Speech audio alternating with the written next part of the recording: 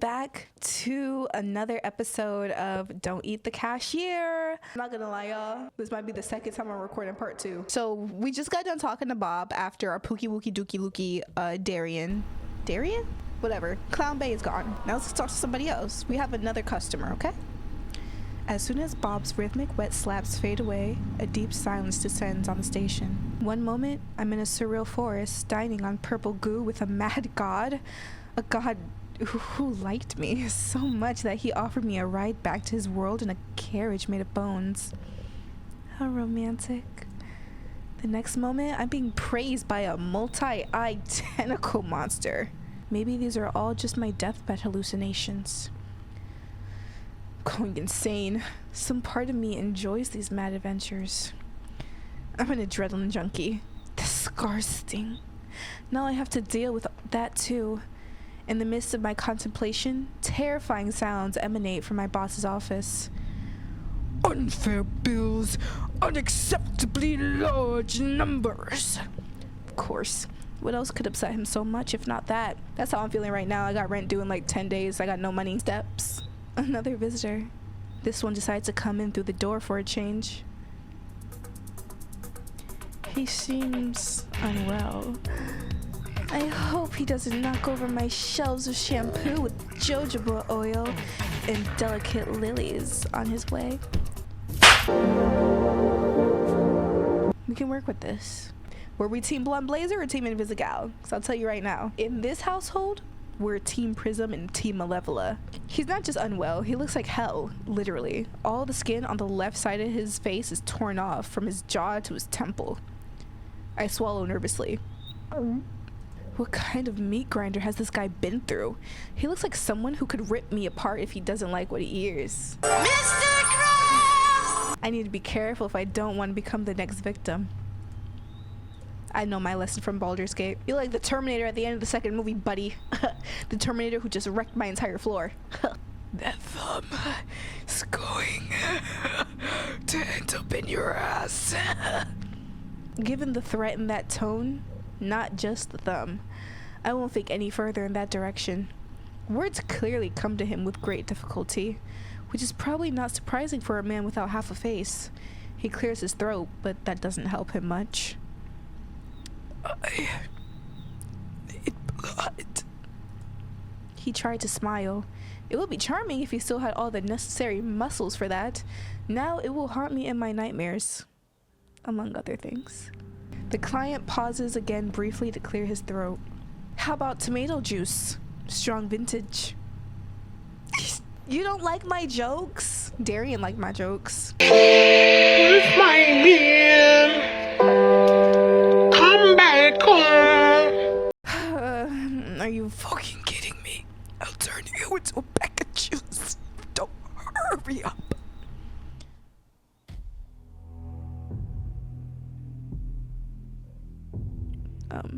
Sir, don't make me call HR. I don't care if you're a customer. I got 911 on speed dial. He suddenly leans forward, boring into me with his remaining eye. Go and find me some goddamn blood.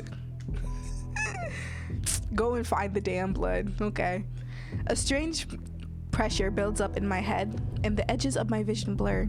An unyielding command blossoms in the center of my mind. I don't know why, but I feel an incredibly strong urge to find blood right now. My client is covered in blood, but still hungry. Maybe he fought with something inedible? Inedible? Or is it his own? I found myself in a storeroom, a tangled labyrinth of shelves reaching up to the ceiling, stuffed with boxes, crates, and mysterious cans. In the corner, something rustled and snorted suspiciously. So where could the blood be? I need to think fast. He's not gonna wait forever. He gonna wait as long as it take me to find the damn blood. Cause if we don't have it on the shelves, that means it's somewhere in here. And he didn't have to come here. He could have walked the streets and found himself an unwilling victim to take the blood from them. Also, what the heck is this? Why does it have a face? Right now, I'm at the very beginning of this crazy place. Scream for Bob. I'm not gonna mess with Bob right now.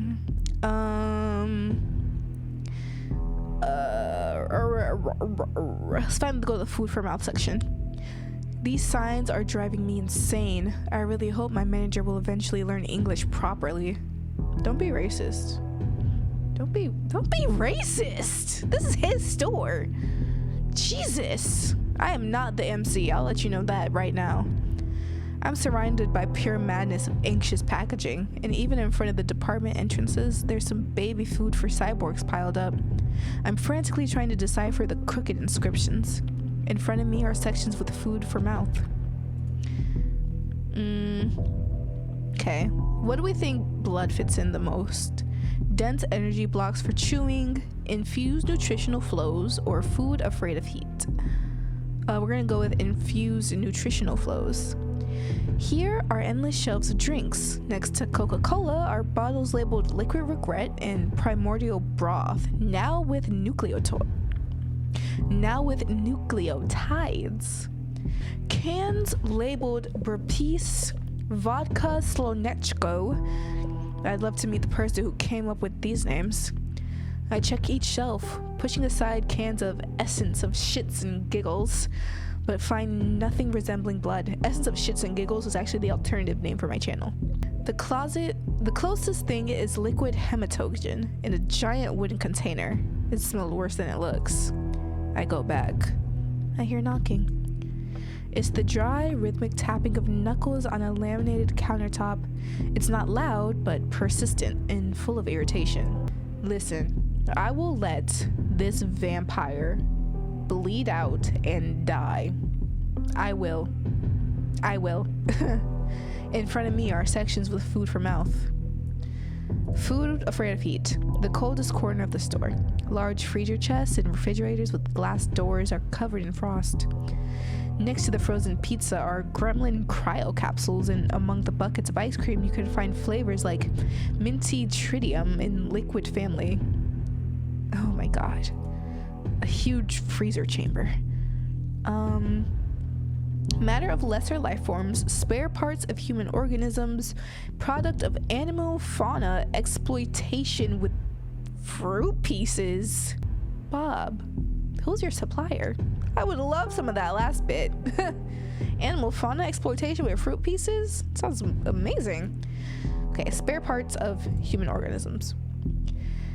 This section reeks of formaldehyde and horror. Glass jars filled with murky liquids sit on the shelves where exhibits float. I try not to think about the one of the containers holding a name tag that reads Kevin. Okay. Take blood of human organisms, Kevin. Taste of unfulfilled dreams and unwarranted expectations. Take blood of human organism, homeless. High content of cheap alcohol and tuberculosis. Or take blood of human organisms, Michael. Taste of efficient resources and artifact accumulation. Give it to Kevin. Give it to Kevin. Hand this to Kevin. I don't understand why, but this blood looks profoundly sad. It probably tastes sadder than it appears. He abruptly lifts his head as I approach. You ready? His voice carries genuine surprise and clear relief. Good thing you weren't wandering around for half an hour. Bring it here. Ew, get your hand away from me. Having drained the jar with Kevin, he pulls it away from his lips. A strange expression crosses his face. Frowning, he peers at the label. Well, you're just a poor, sad bastard, Kevin. I've never drunk anything more pathetic in my life. And believe me, I once devoured a low-level office worker. The guy, dreamed his whole life of being useful to someone. But in the end, he turned out to be as useful as my snack. So, did his dream come true? Looks like it. This is his voice, not you guys. So I've drunk the blood of a virgin for the first time in my life. Honestly, it tastes worse than the usual stuff. I don't get what all these old-timers are so obsessed with. Cool that you found human blood. Good job. You're smart. Don't compliment me. Glad to please you, sir, and glad you no longer want to eat me. Feel free to ask, or it took longer to get the rat. Feel free to ask. He gives me a crooked smile, but with his newly restored roguelike face. I'm gonna wash my dirty face. Don't get bored. Who the freak do you think you are? You will never be Darian, bitch. Well, he's not here. I have a perfect opportunity to wipe away the bloodstains. I'm just scrubbing a pool of blood on my first day of work. An interesting story for Reddit. A wonderful tale. I'm doing just fine. Nobody has eaten me. Interested. I have a man. He looks so much fresher with the second half of his face. Although his expressions still resemble that of a constipated owl. I'll stand here for a while, okay? Take a little break. Besides, there's nobody here with you right now. Yeah, we got cameras, watching. Just so you know, David. Ugh! No, David! And just so you know, if you try to contact the werewolves. Who said anything about that? I didn't even know we had werewolves, buddy. I'll take your head and crush it like a walnut. I'm David, by the way. Lame name, buddy. I'll call you Count Lame-U-Lot. A vampire, as you may have already guessed. What an incredibly interesting way to start an acquaintance. Especially that part about the walnut. Oh, I'm Crystal. Like the champagne. Or like a stripper. Nothing new, nothing changed, same old shit. But your badge says Faye. Does it? That's for conspiracy. You're one of those, huh? Conspiracy theorists. Where's your tinfoil hat? Right here. Just code doesn't allow it. Do you just raise his eyebrow at me? That's kind of cool. What? There's so much mysterious weird shit here. Why isn't there room for a tinfoil hat? But I stopped asking questions a long time ago. Alright, buddy. Maybe the hat offends your boss's feelings. He's an alien. Probably his sense of aesthetics. Now I have a vampire here, and he's regenerating. Wonderful. The main thing is to not accidentally blurt out something wrong. I need to be friendly.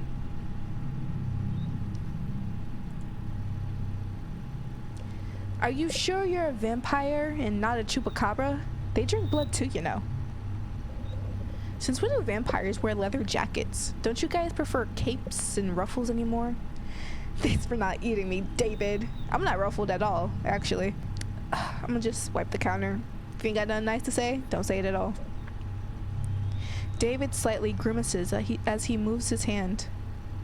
Damn mutts. Probably not all the wounds have healed completely. And does being a vampire doctor fall under my duties? I think Bob said it was mandatory. Point at the wound, let me help, or point at the womb. Wound? Wound. Duh. I don't want to help you, but my employment contract requires me to treat the creatures that come here. David lets out a dry chuckle. Wow. What honesty. What if the creature doesn't want your treatment, Dr. Cox? Just a couple of scratches and a little piece of ass that will grow back on its own. I'm fine. I'll show you a piece of ass. No, stop. We don't like him. If you don't let yourself be treated, my boss will lock us both in a dimension of horror, but we'll be cleaning toilets with a fork for 2,000 years. I see. You're afraid of doctors, huh? Such a tough guy act. Yet scared of getting treated. Say, conciliatorily. You mentioned werewolves. It's probably not just a scratch. Let me try to help. Hit his ego. Afraid? I'm not scared of anything in this life. I'm the most fearless bloodsucker in the world. Not afraid of a nurse with crooked hands. Crooked where? Crooked where? Crooked where? Crooked where? Yo, let me say something real quick. Story time! Yo, I was testing this guy for like 3 days, like literally 3 days, and he was sending like voice notes. He was like low-key fine shit anyway. He asked me to send a picture of my hand. Weird, right? But I did it anyway because I'm a freshman in college, desperate, right? So I'm laying in bed with my friend, and we both make fists. Ew! It looks like a nub! We both make fists with our hands. He's like, oh my god, your hands are so small. Did I jokingly blocked him? Unblocked him. Sent him a reaction meme. He never responded, so that's the end of that. I've dealt with such crap that you... Wait a second. Oh no! I don't want him to like me. Are you trying to challenge me? I shake my head with the most sincere look of innocence on my face. I ain't got no innocence on my face. Fine. Damn it. Why, he's Bakugo. Damn it. Hand over your first aid kit. If another werewolf isn't hiding in there, I have no reason to worry. I decided to keep quiet about the very real possibility that there might actually be a werewolf hiding in there. I'm not sure of anything at this cursed gas station. Damn you. Go ahead. Get out your band-aids with Dr. Chocula or whatever you're selling.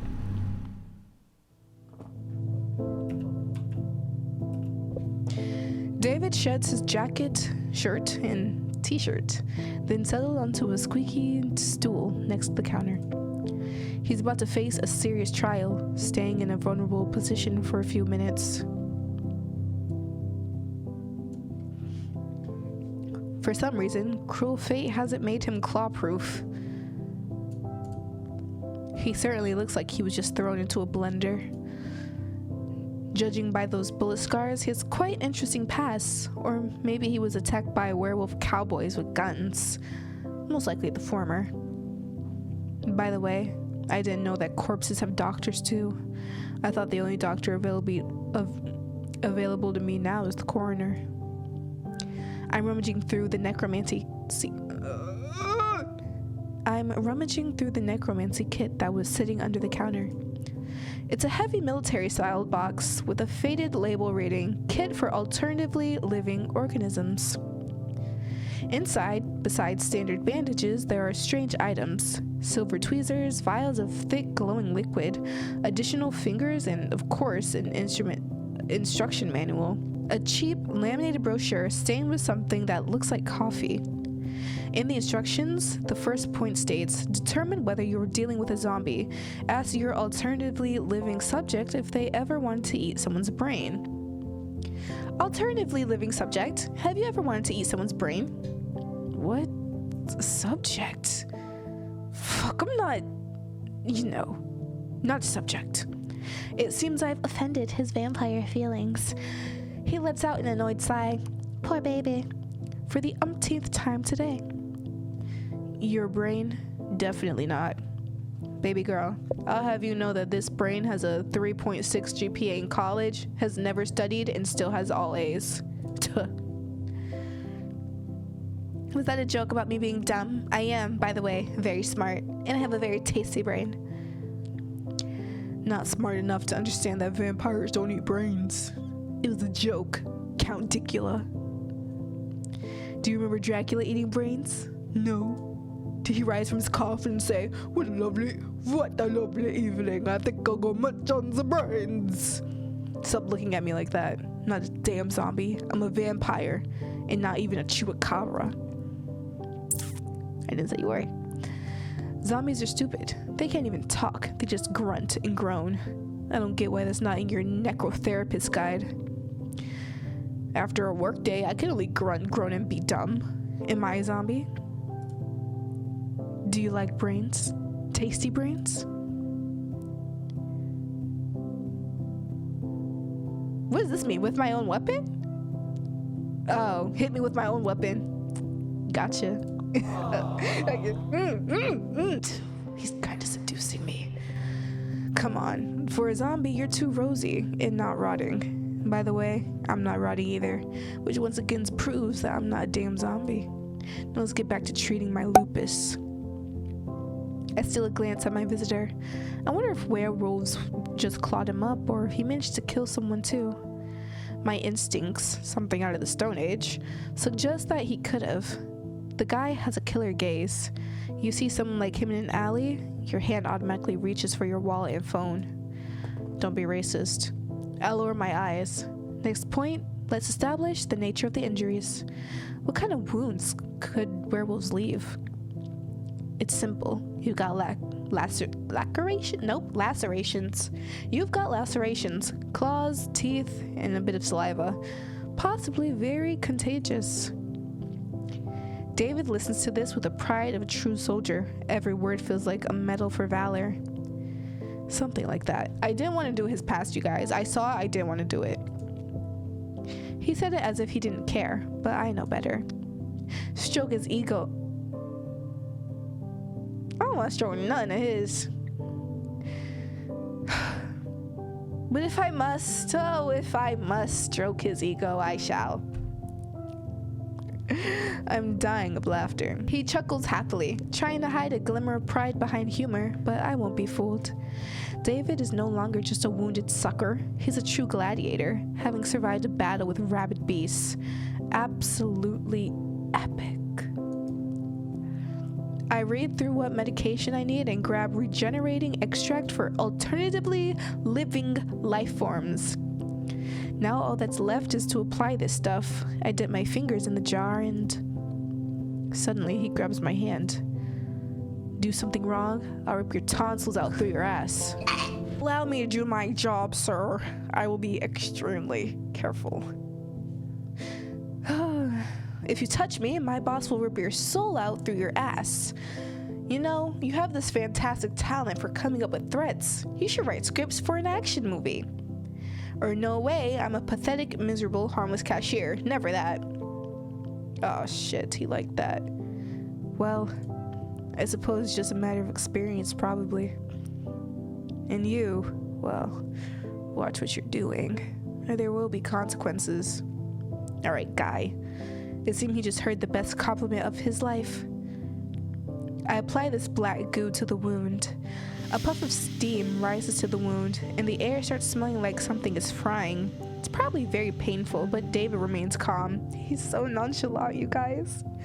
So nonchalant. David remains calm. Not a single complaint, which is surprising, because he's such a crybaby, whiny bitch. I hope it's not from your squid manager. You bring up great points. I hope it's not either, because it's touching my fingers. We all hope for that, buddy. I'll be a little bit more careful. My movement becomes slow and deliberate. I do everything cautiously, barely touching the skin around the wound, allowing him to get used to the sting. I could see the tense muscles in his back and shoulders relax slightly. He's still wound up, but relief is starting to wash over him. Isabella Conklin just want to eat a cupcake? Who are you? Naturally, no thank yous or pleases from him. But at least he's no longer threatening to do something to my ass every 5 seconds. I'm sure he would love to do something to this ass. I'll tell you that. You know, David, every noble knight needs someone to tend to his wounds after great battles. Oh no. What are you talking about? What knight? What battles? I fought in an alley stinking up urine against a bunch of dirty werewolves. For territory, I saw the outskirts of this godforsaken city. They tore my pants and I had to take a new pair off a junkie who was lying in a puddle nearby. So you're a thief. When am I? A knight of what? The knight of torn pants? Say with the pomp of a medieval wizard. You. Nope, that's not. We're gonna talk regular. As long as they're not stained. Well, you get it. I get it. I just don't understand whether you've completely lost your mind or you're just very brave. Since I died, there's not a threat to me, just so you know. I can only crap myself metaphorically. What a wonderful fact about vampire biology. And he's smiling about it. I finish up. Surprisingly, the wounds are healing. The scars won't beautify this man.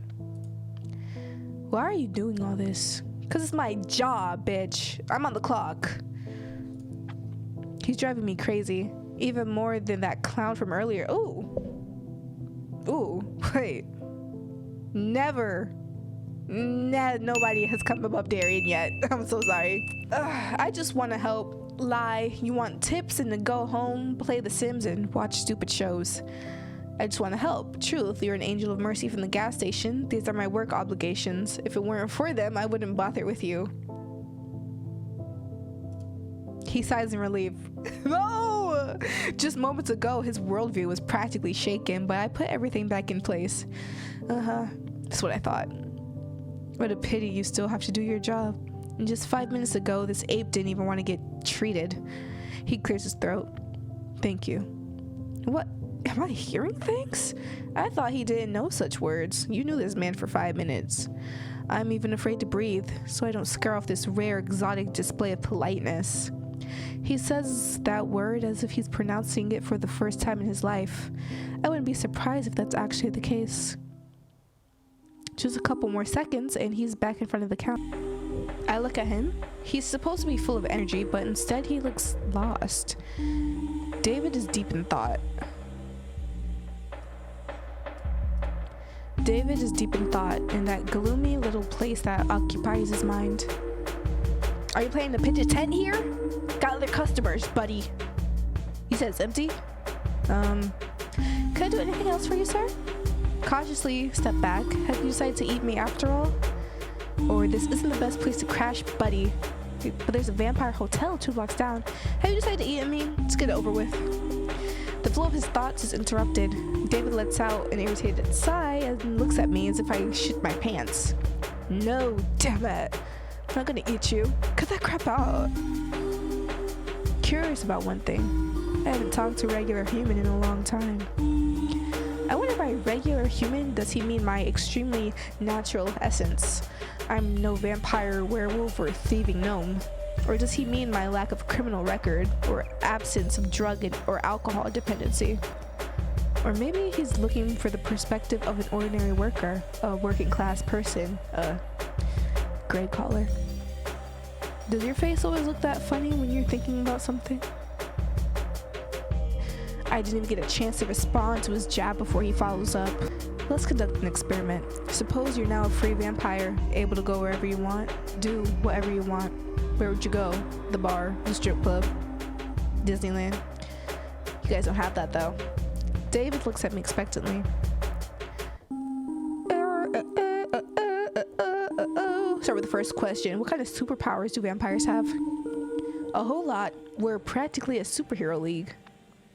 I'm sure it never crossed your mind that in reality, bloodsuckers can be way scarier than sappy movies for girls. Looks like he watched Twilight. Interesting. Some of us not only drink human blood, but also capture people to experiment on them. They turn human bodies into real nightmare flesh and bones. Dr. Moreau couldn't even imagine. Who was that? And there are vampire sorcerers who can rip your soul out of your body and make you work for them eternally. And there are vampire sorcerers who can rip your soul out of your body and make you work for them for eternity. Literally. Seems like I already have one of those sorcerers. His name's Bob, and he's checking on his bills. There he is. I wonder what inner strength it took David not to flinch. And there are those who can make your head explode, literally, with just a glance.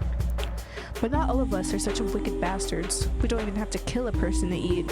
Just drink a little instead of gorging yourself like a pig at the trough. But some don't care. They just drain all the blood and splash it everywhere.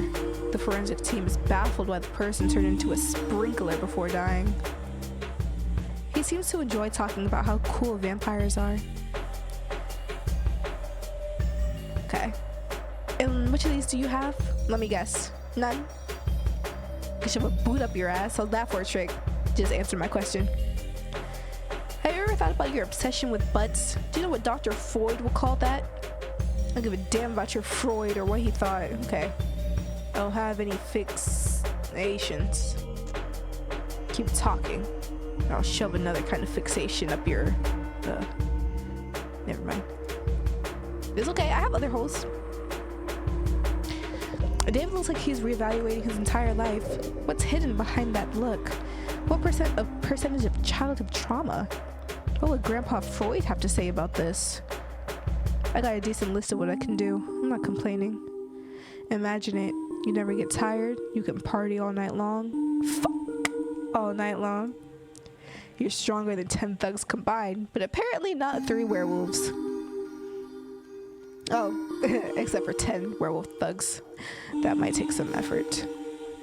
If you want to shrink down and fly somewhere, you can turn into a tiny bat. Your reflexes become 100 times sharper. You feel everything. You see everything. You can hear a rat piss a block away. Gross. I don't want to hear what rats are up to. Oh Lord, Faye, this is just an idiom. Well, make that clear. You can ignore it if you want. All vampires will go insane if that was true. Do I look like a madman? Yeah. Politely, I decide to stay silent. He continues. And finally, you can make people do anything you want. Absolutely anything.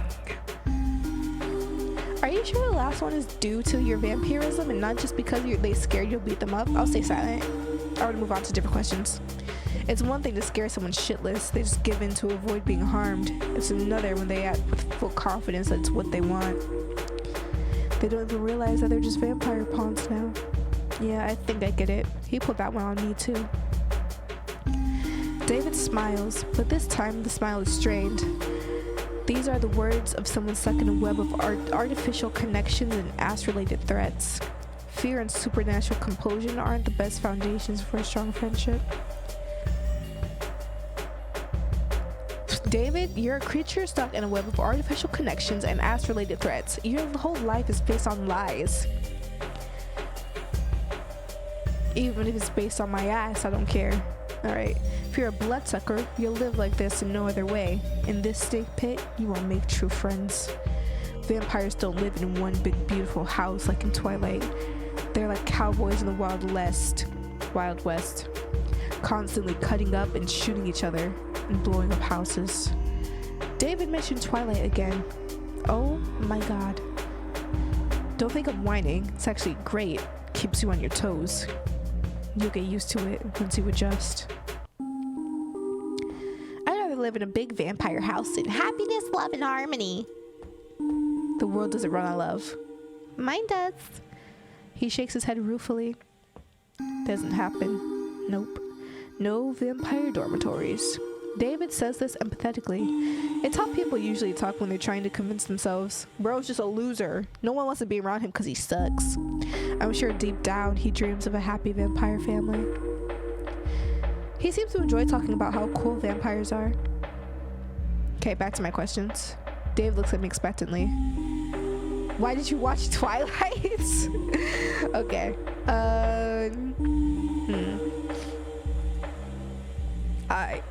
Why did you watch Twilight? I have no idea what you're talking about. I don't watch emo crap. I hold a dramatic pause. David looks like a cornered animal. He stares at the floor, then the ceiling, anywhere but at me. Finally, he lets out a loud sigh filled with disappointment and embarrassment. Fine, damn it. Alright, I watch everything. All Twilight movies, watched The Lost Boys, Interview with the Vampire, Blade. He bit me, didn't explain anything beyond the basics, like, don't go out with the sword, you little punk. I thought maybe these stupid movies had a clue, you know, hidden in all that silly romance and melodrama. Most of it turned out to be bullshit. I read legends, search for info online. As you can imagine, all supernatural beings try not to give themselves away. But sometimes you stumble upon bits and pieces. Or crazies, one or the other. My favorite, by the way, was From Dusk Till Dawn. Too bad vampires don't explode in real life. You still haven't told me if you sparkle like Edward Cullen in the sun. He takes a deep, ragged breath. No, we don't sparkle. Want to know what happens if I step into the sun? I catch fire in the sun, as if someone poured gasoline on me and lit a match. Oh, sorry. Do you know what that smells like? Like fried chicken. It's a nasty, excruciating final death. Very brutal. Hot men. Oh my god! Why is he making that face? He looks absolutely mortified, bruh. You just haven't run into a real freak yet. What the hell is wrong with you? David has clearly dealt with violence, drugs, and monsters, but a cashier craving fried vampire is clearly too much for him. You know, I've seen a lot of crap in my life, but this is the first time I've seen something like this. Do you have some kind of necro barbecue fetish?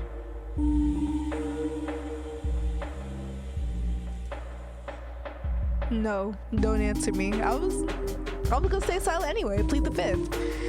I don't want to know. I'll just pretend I didn't hear anything. David looks at me expectantly. Okay. This is a good question to ask. We're gonna ask one more question.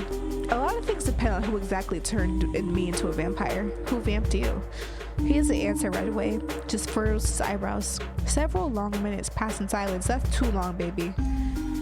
Some old stinking jerk. A lot is mixed into those 4 words. It's as if he both hates and mourns the old jerk. Probably. That guy wasn't a contender for Father of the Year. I wait for him to continue, but he remains silent. He looks like an angry cornered dog. It's unlikely he'll speak up on his own. And what did your old stinking jerk do? Don't call him that, damn it. Don't you dare. Oh, my bad. I thought you would hate the guy that turned you into a vampire, but clearly not.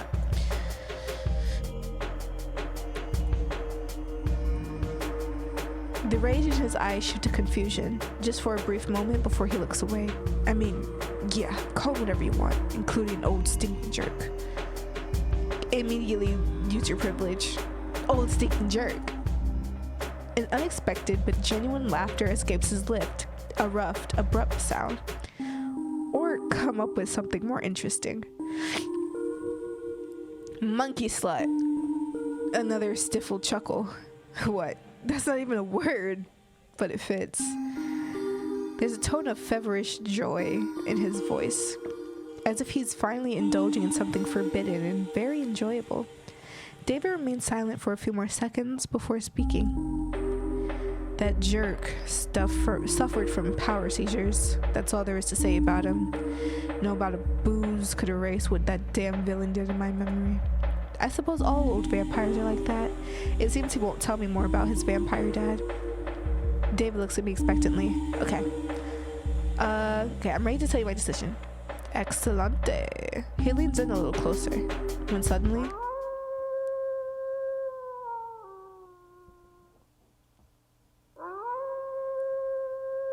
It's Jacob! Bitch. Oh, you scared ass bitch. I don't even have time to blink before David vanishes. Now he's a little bat hiding behind the corner. Listen up. Don't say anything about me. Sit tight and behave, or you'll feel incredibly shitty. Don't look at me like that. Your life is in my hands. Trust me, if you rat me out to that mutt, I'll find a way to get out and twist your head off. Alright, buddy. The threat in his voice is completely lacking, mostly because this voice now comes from a very small, though angry, bat. A werewolf is about to come here now.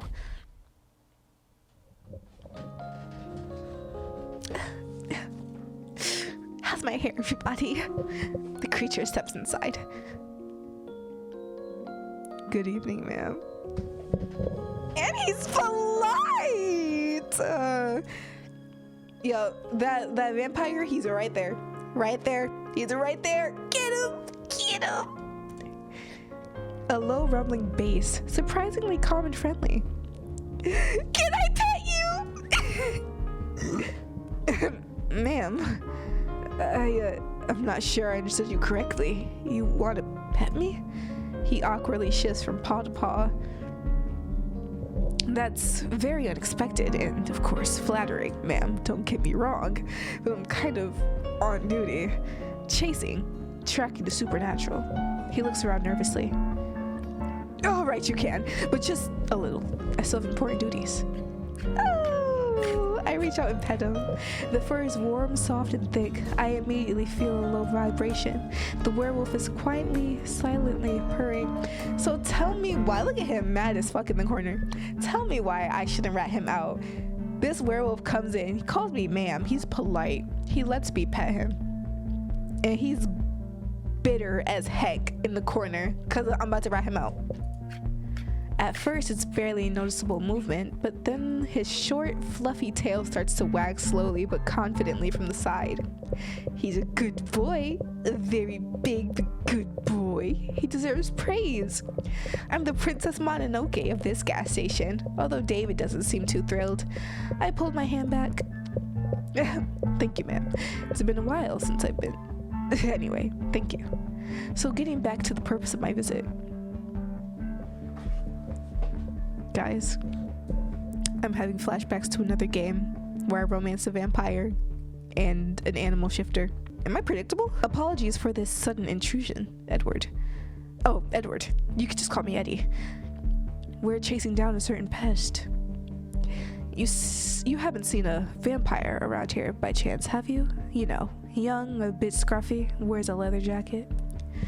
You see, here's the story. One of our packs nearly took out a vampire sire and his offspring a few hours ago. It was a tough battle, and we suffered losses. We tried to track them and found one of them, well, more like a pile of ash where he once lay. It seems one bloodsucker off the other while he was weakened. Their family values are quite lacking. It seems patricide has occurred. David didn't tell me anything about it. Look at him, scared. Probably that's why he had all those questions about vampirism. He was trying to get advice on where to go next after killing his creator, but in a completely idiotic way. You see, ma'am, vampires are parasites on the body of our society. They drink blood like mosquitoes, but unlike mosquitoes, they kill their victims by draining them dry. They languish in boredom with their immortality and thus destroy human destinies, play with them, torment them, and derive a semblance of pleasure from their suffering. They are devoid of true feelings. He's so mad! He's so mad. I look at David, devoid of any feelings. He's shaking all over. Oh wait, I feel bad. So I'll be extremely grateful for any help.